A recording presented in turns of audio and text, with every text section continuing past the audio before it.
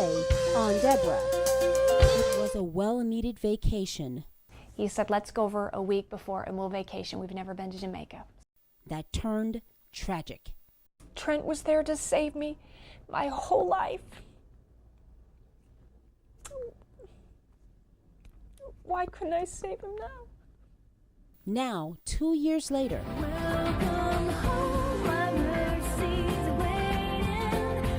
what did Trent want for you, for the 18 years that you knew him? I really believe that he wanted his wife to be free. Even now, do you think that even without him you can find that freedom to go on, to live, to move on, finally, even possibly to let go? Tammy Trent is at home with me. Okay, the secret's out. I don't like to cook, so I engaged the help of culinary diva Michelle Ludwig to prepare a meal for Tammy and me. Can you chop up peppers? I can try. Okay, great. Now, first of all, let me just say now, I'm not a real cook, but I've heard. I can boil some water and cook some rice, but that's not what we're having. No. No, okay. No, we're not. Let's see, what are we having? We're staying. Okay, let's show the menu. Look. That's it. Mixed green salad with toasted walnuts and what? Gorgonzola cheese. Okay, what's gorgonzola cheese? It's actually a cheese from milk cow. Okay. And then we have an eggplant parmigiana with Italian vegetable saute. Okay. And pear and date crisp. Okay, we're going to keep this here so that you can Sure. remind us of what we're eating. That'll be great. Of what we're supposed to be cooking. Okay. Now, I worked hard on this because what I was trying to do is find something that was tasty, fairly simple, and pretty, Okay. and had 5 fruits and vegetables in it. Okay. So we're going to be busy. Okay, so let's get started. Okay. I'm cutting this up for what? This is going to be for the Italian vegetable saute, and I will Okay. serve that along with the eggplant parmigiana. Okay. And so, So how do I start? well, just Start with one, first of I all. would just take this big knife and go right down the middle, Okay. and I want you to cut it up in really little pieces. Right down the middle. There you go. Okay, do I Just take pull this the middle seeds out? out. If you want to put them in there to keep it neat, that'll work. Okay. As a vegetarian, I don't get enough protein. So what are some of the things that I can do to get the protein in? Well, you can. Outside of cheese, because I Yeah. love cheese, but it's very, very fattening. And it doesn't do well with my system, my digestive system. Well, you won't have any protein. Our main protein today is through cheese, but with all the Okay. vegetables we're eating, you'll be fine on that. Okay. Through your system. But, you can get protein through beans, any kind of soy products. Have you tried any soy products I out don't there? really like soy. Yeah. So what are some other options? Okay, how do you want me to cut these up even small? That looks just- good.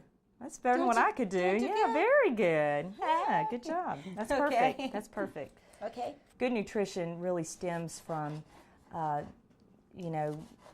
very heart of physical and mental and spiritual health. I mean, that's just where it all stems from. That's the foundation. I'm on the board of the 5-A program. We just try to raise awareness on getting more fruits and vegetables into the diet.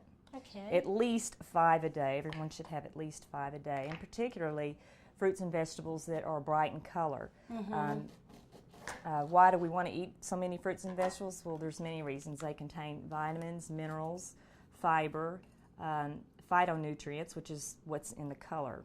So you want to eat fruits and vegetables that are really colorful. Let's see, there's also enzymes, which are a little complicated, but enzymes exist in raw foods. So But- it's kind of good not to cook your foods too much because you kill some of those delicate enzymes and phytochemicals. Now you're sounding too complicated for I'm me. sorry. I just want to eat well and digest well. Well, how can you make it simple for me? I just want it. So basically, 5 a day, fruits 5 and a vegetables. day. I think I'm beating you. yeah, I think you are I'm too. almost done. Did we have any bread? Bread. No bread, honey. Oh, I can't have any bread. No bread. There's just too much other things. Oh, but I've my got a goodness. good dessert. It's called a pear and date crisp. Okay. And let me show you these dates. It's going to scare you to death. In fact, I told my little 3-year-old boy, I said, honey, you want a bug? Oh, no. He goes, yeah, and he ate it. I'm like, you really knew that wasn't a bug, didn't you? Oh, my goodness. But he anyway, probably- these Oh, look my scary, goodness. don't they? They are That's a pitted huge. date. They're really good. They're high in iron and calcium and potassium. Okay, But so they're what going is to that go going in to with be? my pear, and we'll bake it. What else goes in? A little vanilla, graham cracker. It's good. You'll like it. And we So- even put a little ice cream on top. Was I supposed to cut up all 3 of them? Yes, that's beautiful. Do I need to chop them even more than that? Nope, I think we're doing great. You don't want me to, to do that thing? We'll do that thing. Go, you go, girl. Let's see you do that thing. Okay. Wow.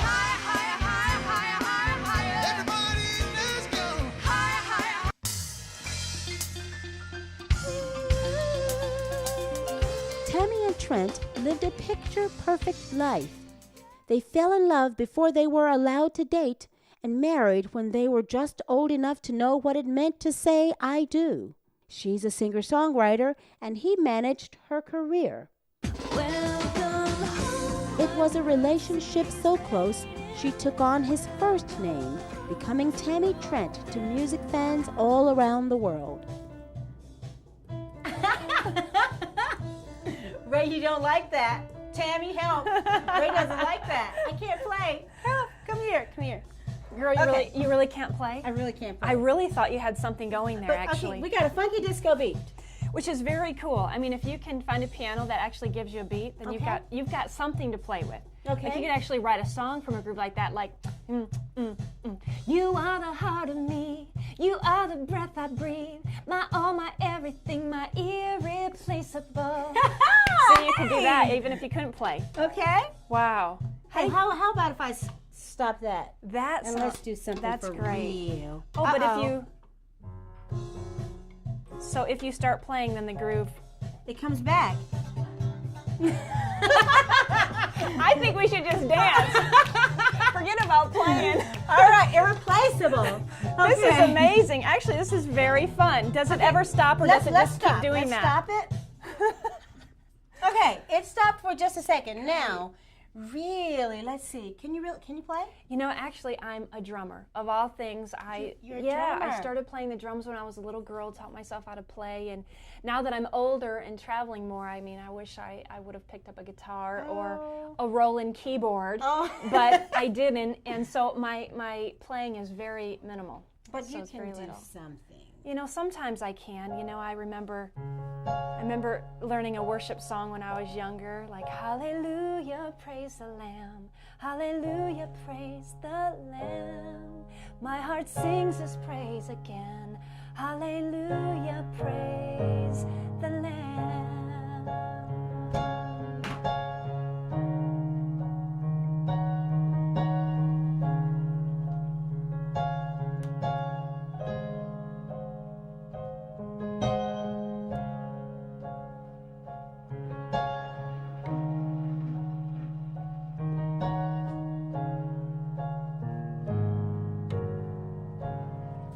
Beautiful. That's about the extent. That's all I know. That's good. That's better than That was me. better than your little picking. Yeah, that was Picking. better. I just want to talk today about you and what you've been doing. You are just so terribly busy. Yeah, it's been Just good. running all around. It's been good. It's kind of, a bittersweet thing in my life right now because so much has happened the last couple years of my life, things that I never saw coming, things I didn't expect, and here I am today as a result of that and losing my husband and in a tragic diving accident the morning of September 11th, 2001. So, I've really had to ask God to really put my life back together again, and in some days not even knowing what that really means. You know, when you sit down and you lay everything down and kind of just say, God, I don't know what to do. I mean, it puts you in a really vulnerable place to finally say, I don't have any agendas. I don't have any plans. I don't know what you want me to do, God, but I'm here and you're here, and I'm asking you to put my life back together again. So I've watched him do that slowly the last couple years, and I still feel like he's very much putting it back together again. But I'm watching him bring things in and out of my life. Some of the things that Trent, my husband, the very things he prayed for my life. And now I'm seeing them come into my life, and I'm seeing the Lord take them into a new place and create new things in me and develop new things in my life. And I'm you know, in some ways I feel like I'm starting to come back to life again. So I'm here, and I'm as faithful as I can be, and trusting the Lord as much as I can. And I can't deny that God is in it, that life is even in it in the midst of death. That has surrounded my life. So, and with such tragedy, that's why I wanted you here in my home, because we learn a lot from that. You know, sometimes you have to go really deep to find God, and when such tragedy happens, we know that those who've gone through it have gone that deep, and so you've got some lessons for us. You've got some wisdom for us, and that's what I want you to share today. Wow, I will. And you know, I don't know that I feel like I have so much to share or so much wisdom. I think it's just something very mature happened to a little girl, and so I think you're forced to grow up fast and to find God, and your life just goes deeper because of your circumstances. So you can either choose God or choose to walk away from God. So I think you're right. I think there's much more depth into my life now. So, so we're gonna go eat. Good. And Food then is we're always gonna good. go talk. Good. How about that? Let's Sounds go great. eat. Okay. At Home with Deborah is brought to you by Roland, setting the standards in music technology for the world to follow.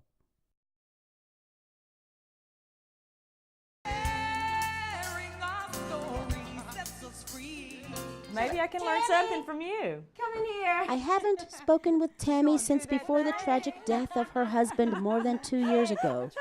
I check on her by visiting her website and reading her email updates, but I yearned to talk to her face to face. So I invited her to my home for a little music, lots of laughs, great food, and intimate conversation. I'm good. I'm very good. Good. It's been, last time I spoke with you, it was actually Trent set up the interview with us for the Music Without Walls during GMA. I remember that. Yeah. I do. And he was so helpful. I mean, he ran everything. He did. Yeah. He did. And, you know, I think those are some of my most treasured comments that I get from people that actually had a chance to work with Trent. When they tell me some of the experiences that they had with him and just what an awesome guy that he was. You know, I got to live with that, and it was magnified. All that people saw in Trent on the outside, you know, I live with it every day. And he truly was that kind of person. You know, the kindness that people felt from Trent overflowed into, you know, our lives and our marriage. And he was just an amazing person. And it's a thrill for me to know that so many people got to know him and got to see that in Trent. And my life will forever be changed because of a man that God placed in my life. He changed the heart of a woman, you know, and it's hard for me to think about living without that every single day.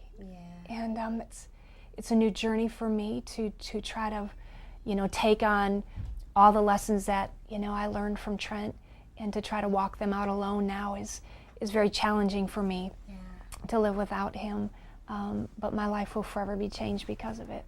I remember during the interview, you said how that you felt like the poster child of Christian music, and how Trent has always been there for you, and all of the things that were happening, from the record deal to not knowing if, you know, where everything was going, but you wondered what in the world was going to happen next. And then I got the email, you know, about Trent, and I was like, oh my God, you know, tell me about what happened on that day as you were sitting, you know, waiting for him. Well, we actually were asked to go over to Jamaica on a mission trip in September of 2001, and the fun that he is, he said, let's go over a week before and we'll vacation. We've never been to Jamaica. So we went over a week before and we vacationed for a week. Had a great time, had an awesome time.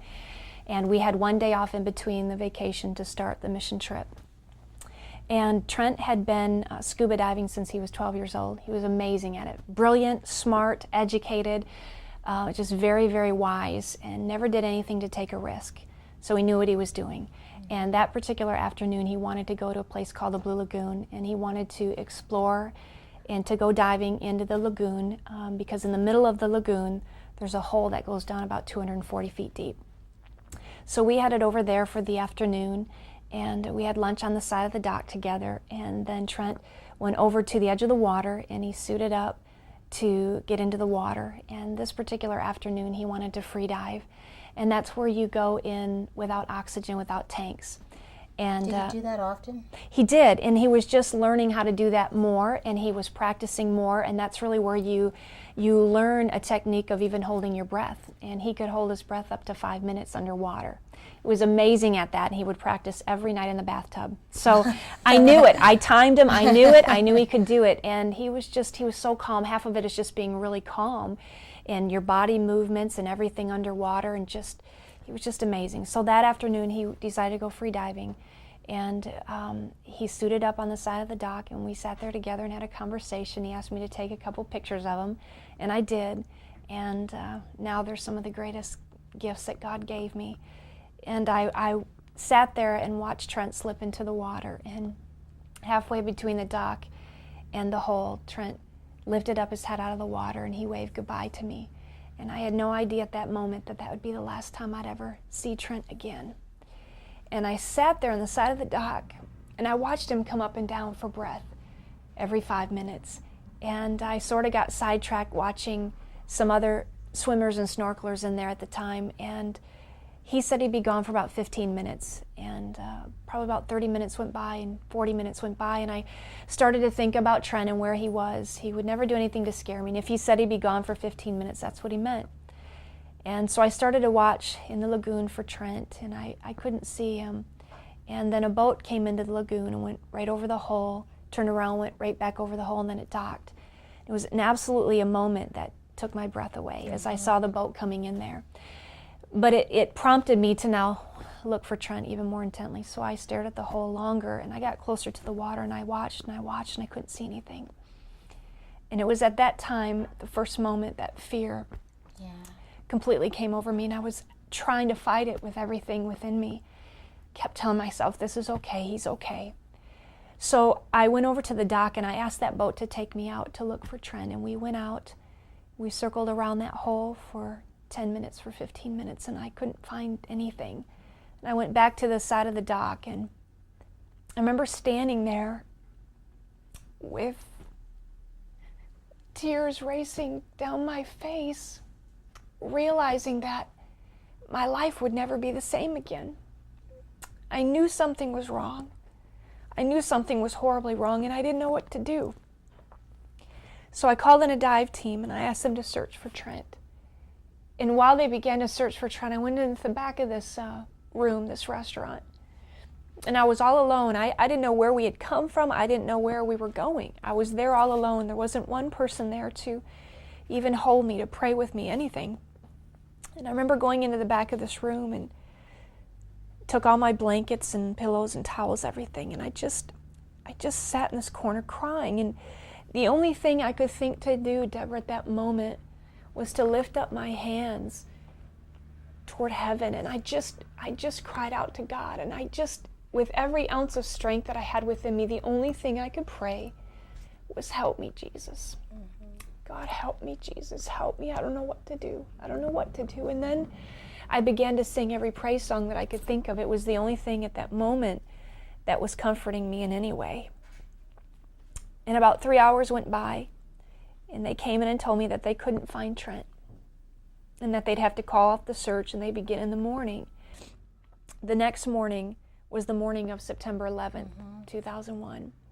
And then I got the call that they had found Trent in that hole, and that he had not survived, that something had struck him on the back of the head. And I remember falling to the ground, crying out to God, asking God what happened, what went wrong. Trent, what happened, what went wrong? What part of my prayer didn't work, God? Trent was there to save me my whole life.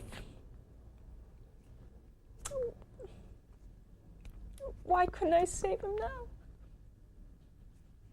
And I just felt like, what am I gonna do? What am I gonna do? And I couldn't stop crying. I couldn't even breathe. I couldn't even walk. I couldn't even move. Trent's been in my life since I was 15 years old. He covered me with love, with God, with consistent, faithful, everything. And what was I supposed to do now? The greatest thing, the greatest gift I'd ever known. And it's gone. And I didn't even get to say goodbye. I didn't even get to thank Trent for the way that he loved me, for the way that he taught me, for the way that he covered me, for the way that he gently pushed me toward the things of God. What was I going to do now?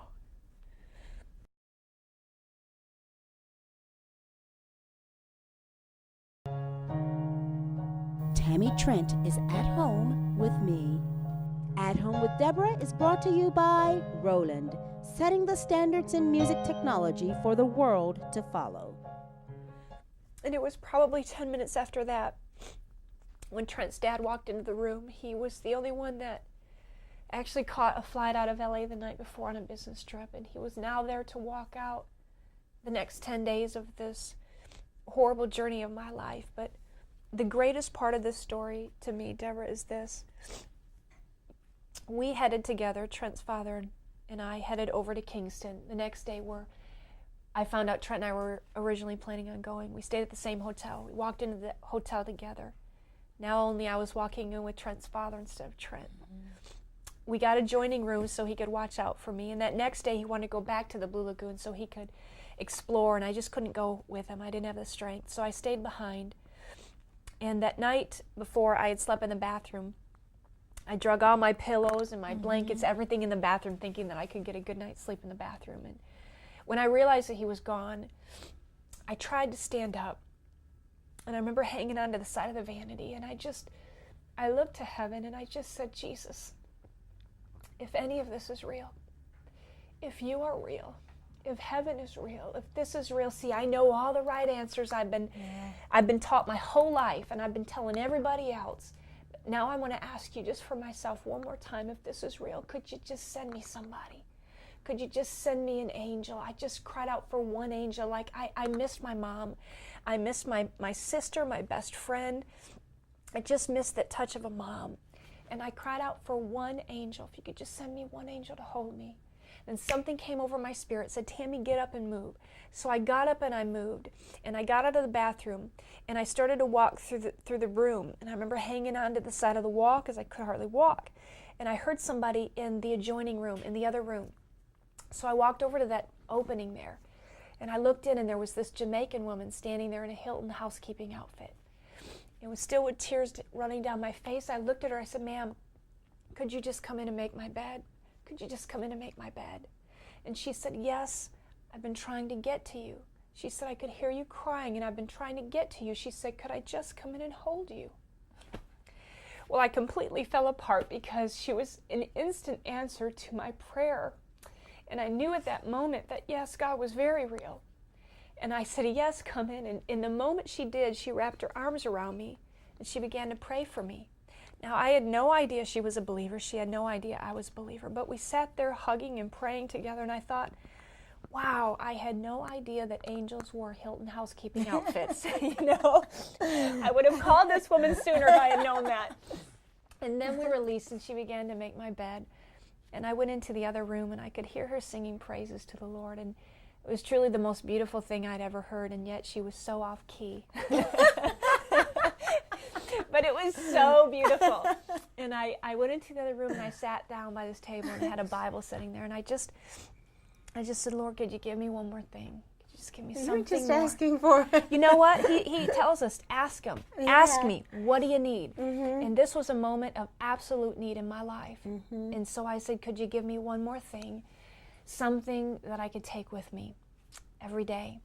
And I had a moment of opening up the Word of God. You know, if you ever have those moments where you just want to open it up and you want to point to something, and you're like, I will live by that all day, I promise. I had a moment like that, and I opened up the Word of God, and it took me right to Psalms 30, verse 5, and it told me this, that Tammy, although you may mourn, although you may cry, and it will endure throughout the night, it will endure throughout probably many nights, my joy will always come in the morning. It's a daily struggle for me, still many times, even after a couple years now, to fight to want to live, to fight for life. But there is joy that surrounds my life. Without it, there's grief in my life. that I've walked through, without the joy that surrounds it and covers it, I could never make it through this. So I stand on that promise that joy comes in the morning. When I can't sleep through the night, I know that tomorrow's a new day. I know that I'll wake up and the sun will shine whether the sun is shining or not. Yeah. There's been healing in my life, yet I think I'll be healing probably the rest of my life. I came home and walked away from most everything and just sort of asked God to put my life back together again. We're learning to love life, even through trials, tribulations, and strife. Sharing our stories sets us free. So what was it like coming home for the first time? And I get your emails all the time Do of you? how you're doing, every day. And I sit and I read them and I cry for you. I pray for you. And I want to see that move on. I want to see you, that you're okay. And I always thought, what it was like for you to actually go back into the home. Wow. For the first time.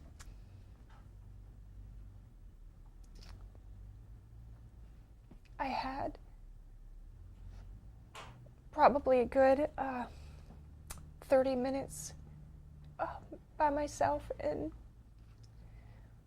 I remember seeing Trent's shoes by the door,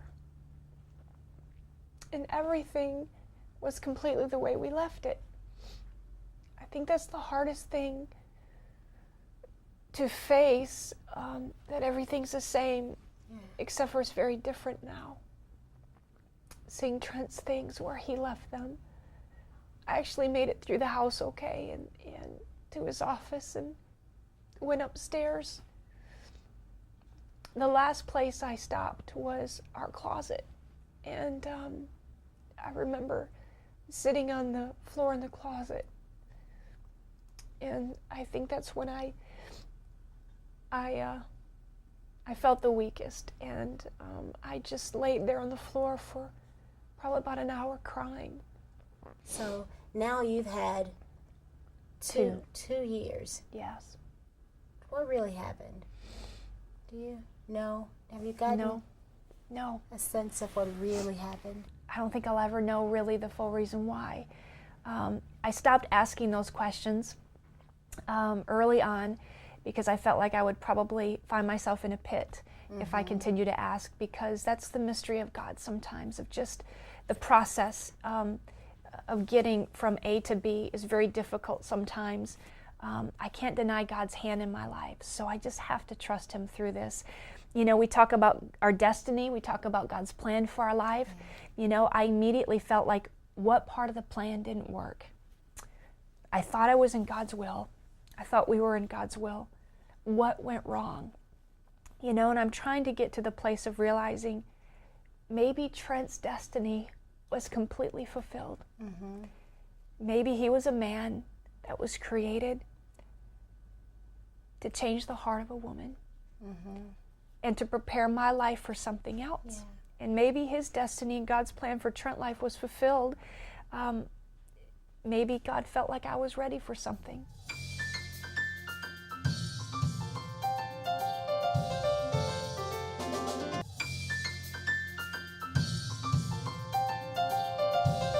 So you definitely believe in the sovereignty of God. Yes. And so should the question still be maybe? Should the question be, should there be a doubt that what happened was God's total will and what is happening in your life is totally lined up with where God will have you now? Should that still be a question that you're asking God, or can you accept that this is where God will have you? I think I definitely accept that this is where God has me. If I could be honest, I could absolutely say I hate it. I do not God, what like are you it. doing? I don't like it. I wish I could switch testimonies with somebody. I wish he could have picked somebody else. I fight that every day, and yet I know that this is where I'm supposed to be. I know that this was part of God's plan for my life. I don't like it, but I know that I'm walking in it, and I see fruit from it.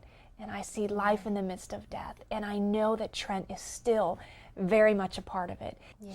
So what did Trent want for you? You know, for the 18 years that you knew him, he was he was your manager, he was your husband, he was everything. Yeah. So what did he want for you? You know what? I mean, as funny as it is to say, I don't think he wanted the big record deals. I don't think he wanted the book deals. I really believe that he wanted his wife to be free. He wanted me to be completely content. He wanted me to be a happy woman. He wanted me to know God. He wanted me not to be content in where I was with God, but to know God more. You said he wanted you to be free. Even now, do you think that even without him you can find that freedom to go on, to live, to move on, finally, even possibly to let go? Yeah, I definitely. I think I fight to let go every day, and I fight to hang on every day. I do believe that I'm walking in freedom, and I think I'm becoming more free with each passing month. I want to say day, but I don't know if it's each passing day, but hopefully each passing month I get more free, and I understand more clearly what God is really doing through all of this. Trent would long for me to be free. He would long for me to be happy and to be as close to God in this as much as I can, and just to trust Jesus. I know that, and I'm thankful for that covering in my life, because without that, I don't know if I would be walking with the Lord right now. I don't know where I would be. I would hope to say I would, but I don't know. You hear so many stories when people go through something like this, how they blame God, angry with God, and turn from Him. And I'm glad that my path has been a different one, that I've tried to trust as much as I can. Well, you've had some hard questions. Why not? I not turn? I know. It's a hard road. Especially when you're both serving the Lord, you're in ministry together, such an incredible relationship. Yeah, I mean, why would this be God's best for me? You have all of those questions, and I've gotten angry, absolutely. I've tried to be careful not to get angry with God, because He was truly the one friend I had in Jamaica when I lost Trent. He was the only thing I had, so I learned early on that I had to cry out to God, and I did that, and He answered me. He was there. So how could I come back home and start getting angry with the one friend, the one father that was there for me at that moment? I'm frustrated because I don't understand the Father's ways sometimes, but I've protected my heart from getting angry at Him. But I get angry at other things, little things, I was trying to saw down a little tree limb today. Oh my goodness, girl. And I was halfway there, and that stuff calls for a man. I'm a girl out there, My neighbors are coming out like, do you need help? I'm like, no, I can do this. And I just had that much more to go, and I was sweating like crazy, and I remember just stopping and just saying, I hate this. This is a man's job. This is my life, though, for the rest of my life. I hate this. Why? I think I just felt like, where's Trent? Why am I having to do this stuff? I shouldn't, it just brings up all of those feelings again, and I get angry that I'm all alone, angry that He's not there to chop down that limb. And just when I'm just feeling like, God, I hate this, my neighbor comes over and she says, Tammy, she's this beautiful Asian lady, Tammy, and she's got this chainsaw. And I started laughing so hard, I was like, oh my goodness, that guy got the chainsaw. Like, isn't that God? I know. So here it is, this electric thing, I push a button, it's like, and it's done, and she walks away, and I'm laughing, and I still don't want to accept that was God. What if God sent you another man? No. No, we got it. No. I'm so absolutely not interested in that right now. It's a good thing. But can that be part of freedom? I don't know. I mean, I don't think what Trent would want for you. I mean, it's all a great. It's a great question. Sounds good. It sounds good, girl. It sounds great. But I think that. I mean, it's interesting, and when you say, is that a part of freedom, my initial response would say that having a man doesn't mean freedom in my life. You know, I think that would just, I think I'm in a place where I am completely content and very peaceful, and I feel like as far as a relationship with a man and a marriage, that cup for me is very full. It's very full, and I have so many other empty cups in my life. And so I feel like I've just sort of said, God, I experienced something that people may never experience in a lifetime with Trent. That cup is very full, so I'm going to go ahead and put it over here on the mantle. I've got a bunch of other empty cups, so if you don't mind, maybe we can sort of focus on those. And I think God is saying, girl, I'm okay with that because I've got so much for you to do. You're going to be so busy. If you don't mind, let's just let's do it. And I'd say, I'm totally cool with that. I don't know if I'd have time for a relationship. I'd love to kiss, but, you know, if you'd like to kiss, let's go for it. But the marriage thing is out. The cup is already my on the cup mantle. is full. I'm so, you know, and I'm not saying that I'm closed-minded to it. I'm just so not interested. And I feel like, you know, there's still healing in my life. And I feel like if I were in a relationship, there would be constant comparing to Trent. And that would not be fair to anybody. So until that part of my life, I've, you know, moved on from that, I don't think it would be fair. And I think it feels peaceful because I'm so not interested in it at all. And I haven't met anybody like Trent, not even friends that come into my life. So I'll never settle. I will never settle for second best. And I think people need to hear that. Do not settle. God's got great things for you. And if that means you're in a state of singleness, then enjoy it. Enjoy it. God still has great things for you in that. But don't ever settle for second best, and I will never do it. And if that means that I'm single the rest of my life, then I will do it with great joy. But okay, he's like, wrap up. No, wrap up. No, we're talking about boys. We got more to talk about. We got a couple more to talk about. We're going down, we're going to a higher place. Sharing our stories sets us free.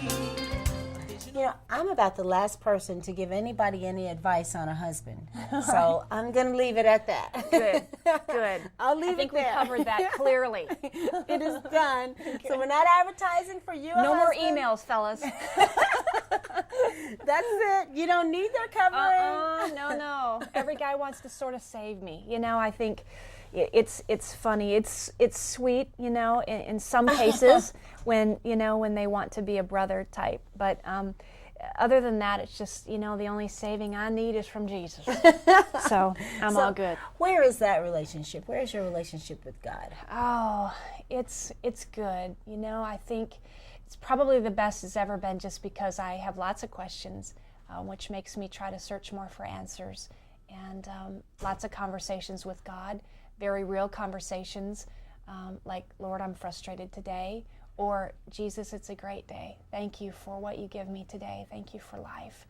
I think it's very much more conversational. It's probably more real than it's ever been. I'm learning too that God can handle anything. When I am frustrated, when I am angry, He wants to talk about it. He understands it.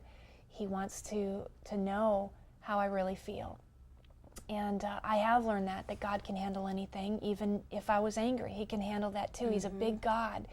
He understands, He's patient, He's loving, and I think I'm probably understanding more of who He is in my life, which is good because it's putting Him in a proper place instead of this big person in the sky that is being cruel to me and mean and taking things away. No, I see Him more as a loving Father who wants the best for me, even when it doesn't make sense. That He's still there in the middle of it all, that He's a friend that I can call on any time, and He's faithful to me. He really is. My plan didn't work. I thought I had it all figured out. I thought I was walking in the plan. It didn't work, but that doesn't mean that God's plan isn't continuing to work in my life. So I guess I'm just, I'm in a good place. We can, I think as believers, we can always know more. We can always go deeper. So I would definitely not sit here today and say, I'm just right where I'm supposed to be. I hope I'm closer to that every day, every month, every year. What has been your biggest lesson? What is the thing that you can come out of this now and say, I have victory? I'm surviving. That I'm still here. that I'm still singing, that I'm still speaking, I'm still ministering.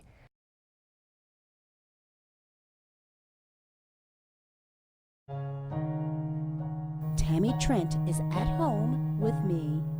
At Home with Deborah is brought to you by Roland, setting the standards in music technology for the world to follow. Good job, Michelle. Definitely. Beautiful. Thank you. Yay. Yummy, yummy. Do you mind that we don't have any meat? No, I heard you're a vegetarian, aren't you? I'm a meat girl, but I really am. I love meat, so I should really try to get off of that and eat more of this Yeah. stuff. So Now this is, I actually cut up these vegetables. wow, so they're gonna be extra good. Extra Extra good sweet. because I cut them. Yes, and so this is, here's Okay. the menu. You see what we're having there. What are we having? Yummy, yummy, yummy. Yes. Yummy. Okay, Okay, so we can eat it now. bless Yes. this food. Bless it. That's what we need to. Oh, did we prayed earlier. Yeah. That's Well, you know, I prayed the first of the year for the entire year. Lord, bless my food this whole year. This is really good. Okay. This is really good. I'll be right there. You coming? I'll be right there. You need a little help? There you go. Almost there.